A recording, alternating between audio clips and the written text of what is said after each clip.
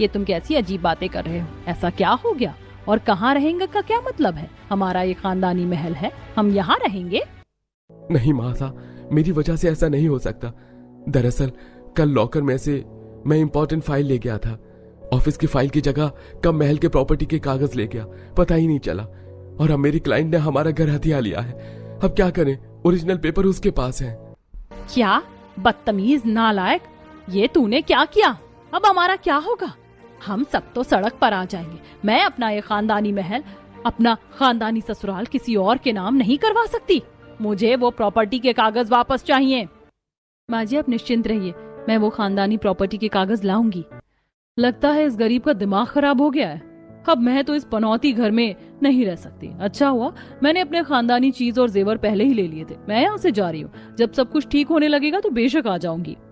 मेनका, मेनका नहीं मेनका, रुको रुको। हे भगवान, जिस खानदानी घर पर मुझे गुरूर था अब वही नहीं रहेगा। तभी मेनका अपना बैग लेकर मायके चली जाती है। 3 दिन गुजर जाते हैं जिससे सास परेशान होती है, ठीक से खाना नहीं खाती। तब अपर्णा उसका ख्याल रखती है। साथ ही अपर्णा अपने जेठ के साथ प्लान बनाकर भेष बदलकर उसके क्लाइंट के ऑफिस पहुंच जाती है और वहां अपने खानदानी महल के प्रॉपर्टी के कागज ढूंढती है, जिसे चुराकर वो घर ले आती है और सास को खानदानी प्रॉपर्टी के कागज हाथ में सौंप देती है। क्या सच में ये मेरे खानदानी महल के कागज हैं?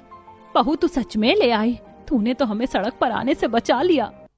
देखा मासा, ये मैं अकेले नहीं कर सकता था और अपर्णा ने ये कागज वहां से लाकर साबित कर दिया कि वो इस घर की खानदानी बहू बनने के लायक है।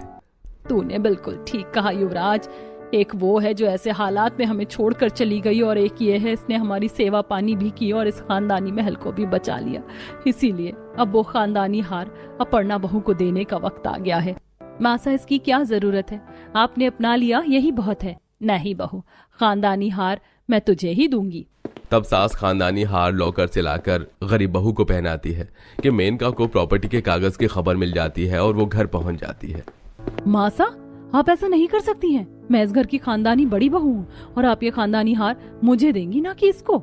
नहीं मेनका बहू, तू मुझे ऐसे वक्त में छोड़कर चली गई, लेकिन बहू होने का फर्ज सिर्फ इसने निभाया है। और ये खानदानी हार बल्कि इस घर की असली मालकिन भी यही है, क्योंकि अगर ये नहीं होती तो आज ये खानदानी महल भी नहीं होता।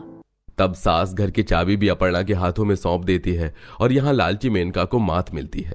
1 साल गुजर जाता है। अपर्णा एक प्यारे से बेटे को जन्म देती है और अपने खानदानी ससुराल की जिम्मेदारी को यूं ही निभाती है।